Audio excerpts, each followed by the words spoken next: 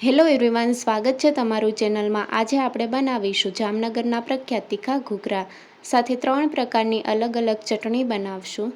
જો તમે ચેનલ પર નવા હોય અને હજી સુધીમાં ચેનલને સબસ્ક્રાઈબ ન કરી હોય તો સબસ્ક્રાઈબ કરવાનું ના ભૂલતા। ઘૂઘરા બનાવવા માટે મિક્સિંગ બાઉલમાં 2 કપ મેંદાનો લોટ લીધો છે। જો તમે મેંદો ન લેવો હોય તો તમે ઘઉંનો લોટ પણ લઈ શકો છો, પણ બહાર મળે તેમાં મેંદો ઉમેરવામાં આવે છે। મોણ દેવા માટે 3 ચમચી તેલ ઉમેર્યું છે। તમે ઘીમાં પણ મોણ આપી શકો છો। 1 ચમચી અજમાને હાથેથી ક્રશ કરીને ઉમેરશું, સાથે સ્વાદ પ્રમાણે મીઠું। ઘૂઘરાનું ઉપરનું લેયર એકદમ ક્રિસ્પી બને એ માટે આપણે 1 ચમચી જેટલો રવો ઉમેરવાનો છે। રવો ઝીણો લેવાનો છે અને બહુ વધારે નથી ઉમેરવાનો। 1 ચમચી જેટલો રવો ઉમેરવાનો છે અને બધી વસ્તુને સારી રીતે મિક્સ કરી લઈશું। લોટના દરેક કણમાં મોણ સારી રીતે મિક્સ કરી લેવાનું છે અને મોણનું પ્રમાણ આ રીતે જોઈ શકો છો, બાઇન્ડિંગ આવે એ રીતનું છે। હવે આપણે 1 ચમચી જેટલો લીંબુનો રસ ઉમેરશું। લીંબુનો રસ ઉમેરવાથી ઘૂઘરા ફ્રાય કરતી વખતે ઉપરના લેયરમાં જે બબલ્સ આવે છે, બબલ્સ નહીં આવે અને ખટાશ પણ નહીં વધે। 1 ચમચી જેટલો જ લીંબુનો રસ ઉમેરવાનો છે। હવે અડધો કપ પાણી લઈ લીધું છે અને કઠણ લોટ તૈયાર કરી લઈશું। લોટ બાંધતી વખતે પાણી એકસાથે નથી ઉમેરવાનું, થોડું થોડું પાણી ઉમેરીને કઠણ લોટ તૈયાર કરી લઈશું। છેલ્લે કહીશ કેટલા પાણીની જરૂર પડીએ, તો આ રીતનો કઠણ લોટ તૈયાર થઈ ગયો છે અને કઠણ લોટ તૈયાર કરવા માટે અડધા કપ પાણીની જરૂર પડી છે।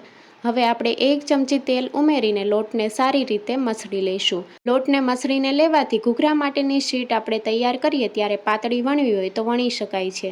લોટ મસળી લીધો છે। હવે ઢાંકણ ઢાંકીને 10 મિનિટ માટે રેસ્ટ માટે મૂકી દઈશું। બહુ વધારે નથી રાખવાનો। ત્યાં સુધીમાં આપણે સ્ટફિંગ તૈયાર કરી લઈશું। 6 થી 7 નંગ જેટલા બાફેલા બટેકા લીધા છે। બટેકાને બાફીને ઠંડા કરી લેવાના, જેથી એકદમ ડ્રાય મસાલો તૈયાર થશે। બટેકાને મેશ કરી લઈશું। સાથે 1/4 કપથી અડધા કપ જેટલા વટાણા ઉમેરશું। વટાણા ફ્રોઝન લીધા છે। જો તમે લીલા વટાણા લેતા હોય તો બાફીને ઉમેરવાના। કોથમીરના પાન ઉમેરશું। સાથે 1 ચમચી આદુ મરચાંની પેસ્ટ। તીખાશ તમે તમારા ટેસ્ટ મુજબ ઓછી વધારે કરી શકો છો। અડધી ચમચી સંચળ પાવડર, સ્વાદ પ્રમાણે મીઠું, અડધી ચમચી ગરમ મસાલા પાવડર, અડધી ચમચી કાશ્મીરી લાલ મરચું પાવડર, લીલા મરચાંની પેસ્ટ ઉમેરી છે એટલે પ્રમાણસર લેવું। સાથે ખાટો મીઠો ટેસ્ટ દેવા માટે 1 ચમચી આમચૂર પાવડર, 1 ચમચી ખાંડનો પાવડર ઉમેરશું। ખટાશ અને ગળપણનું પ્રમાણ ચડિયાતું રાખવું, જેથી એકદમ ચટપટું સ્ટફિંગ તૈયાર થશે। બધી વસ્તુને સારી રીતે મિક્સ કરી લઈશું। ઘૂઘરા માટેનું સ્ટફિંગ તૈયાર થઈ ગયું છે। હવે ચટણી તૈયાર કરી લઈશું। અડધી વાટકી શેકેલા સિંગદાણા લીધા છે, સાથે અડધી વાટકી લીલા મરચાં ઝીણા કાપીને લીધા છે। બંનેનું પ્રમાણ સરખું લેવાનું। આ ચટણી થોડી તીખી હોય છે। સ્વાદ પ્રમાણે મીઠું, 1/4 ચમચી જેટલી હળદર પાવડર, ચપટી હિંગ, 1 ચમચી તેલ અને અડધા લીંબુનો રસ ઉમેરશું। આ ચટણી થોડી સ્પાઇસી હોય છે। ચટણી સારી રીતે ગ્રાઇન્ડ થઈ જાય એ માટે 4 મોટી ચમચી એટલે કે 1/4 કપ જેટલું પાણી ઉમેરશું। બહુ વધારે નથી ઉમેરવાનું અને હવે ગ્રાઇન્ડ કરી લઈશું। સિંગદાણા મરચાંની સ્પાઇસી ચટણી તૈયાર છે। કલર પણ સરસ આવ્યો છે। એક વાટકીમાં કાઢી લઈશું અને હવે આપણે લસણની ચટણી તૈયાર કરી લઈશું। લસણની ચટણી તૈયાર કરવા માટે 4 થી 5 નંગ જેટલા લાલ મરચાંને પાણીમાં પલાળી લીધા છે। પાણીમાં પલાળવાથી તીખાશનું પ્રમાણ ઓછું થઈ જાય છે। પાણી નથી લેવાનું, તેમાં તીખાશનું પ્રમાણ હોય છે। 10 થી 12 નંગ જેટલી લસણની કળી, 1 ચમચી આખું જીરું, જો જીરું ન ઉમેરવું હોય તો તમે સ્કીપ પણ કરી શકો છો। સ્વાદ પ્રમાણે મીઠું, અડધી ચમચી સંચળ પાવડર અને 1/4 કપ એટલે કે 4 મોટી ચમચી જેટલું પાણી ઉમેરીને ગ્રાઇન્ડ કરી લઈશું। લસણની ચટણી તૈયાર થઈ ગઈ છે। લસણની ચટણીને પણ આપણે એક વાટકામાં કાઢી લઈશું, તમે જોઈ શકો છો।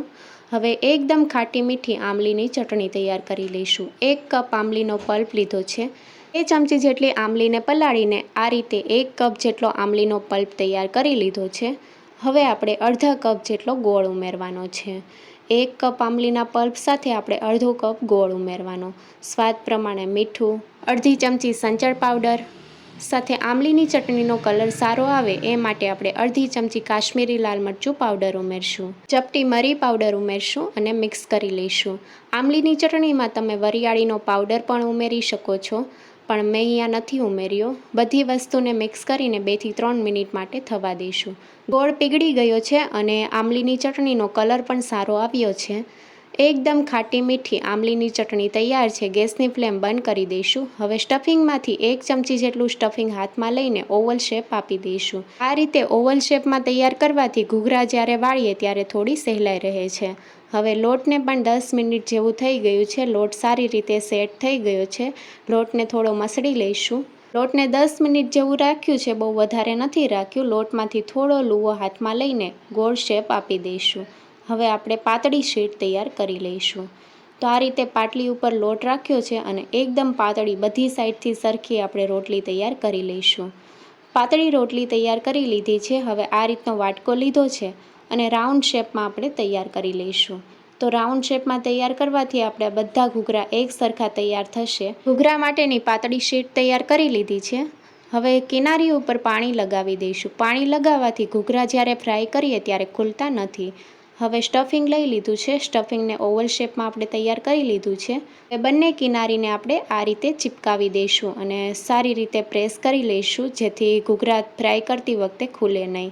તો આ રીતે પ્રેસ કરી લીધું છે. હવે થોડો ભાગ આપણે ખેંચીને આ રીતે આંગળી અને અંગૂઠાની મદદથી ફોલ્ડ કરતું જવાનું છે. લોટને થોડો સ્ટ્રેચ કરતું જવાનું છે અને આંગળી અને અંગૂઠાના મદદથી આ રીતે ફોલ્ડ કરતું જવાનું છે અંદરની બાજુ. જો તમારે આ રીતે ન કરવા હોય તો તમે કિનારી ઉપર કાંટા ચમચીની મદદથી પણ પ્રેસ કરી શકો છો અને ઘૂઘરા તૈયાર કરી શકો છો. આ રીતે ઘૂઘરાને તૈયાર કરી લીધું છે અને બાકીના બધા ઘૂઘરા તૈયાર થઈ ગયા છે. હવે આપણે મીડિયમ ગેસની ફ્લેમ ઉપર તેલ ગરમ કરી લઈશું. મીડિયમ ગેસની ફ્લેમ ઉપર તેલ ગરમ કરી લીધું છે. હવે જેટલા ઘૂઘરા આવે એટલા ઉમેરી દઈશું અને ફ્રાય કરી લઈશું. ઘૂઘરાને હંમેશા મીડિયમ ગેસની ફ્લેમ ઉપર ફ્રાય કરવાના. જો હાઈ ગેસની ફ્લેમ ઉપર ફ્રાય કરશો તો બહારથી તો કૂક થઈ જશે પણ અંદરથી કાચા રહેશે. ઘૂઘરાને શરૂઆતમાં પલટાવવાની ઉતાવળ નથી કરવાની. એક બાજુથી કૂક થઈ જાય પછી આપણે ચમચીની મદદથી પલટાવી લઈશું અને બધી સાઈડથી ક્રિસ્પી થાય ત્યાં સુધી થવા દઈશું. ઘૂઘરાનો કલર ચેન્જ થઈ ગયો છે. હજી થોડા ક્રિસ્પી કરવાના છે એટલે હજી થોડી વાર માટે આપણે થવા દઈશું. એકદમ ખસ્તા ઘૂઘરા તૈયાર થઈ ગયા છે. ઝારાની મદદથી કાઢી લઈશું. સર્વિંગ પ્લેટમાં સર્વ કરીશું. ઘૂઘરાને સેન્ટરમાં આપણે અંગૂઠાની મદદથી પ્રેસ કરી લઈશું. બહાર મળે એ રીતે આપણે સર્વિંગ કરશું. ઉપરથી ખાટી મીઠી આમલીની ચટણી, લીલા મરચાંની સ્પાઇસી ચટણી સાથે લસણની ચટણી ઉમેરશું. ઝીણી કાપેલી ડુંગળી ઉમેરશું અને સેવ ઉમેરશું. જો તમારે મસાલા સિંગ ઉમેરવી તો તમે મસાલા સિંગ પણ ઉમેરી શકો છો. થાળી પર મળે તેવા તીખા ઘૂઘરા તૈયાર છે. નવી રેસીપી જોવા માટે ચેનલને લાઇક, શેર અને સબસ્ક્રાઈબ કરો. Thank you for watching.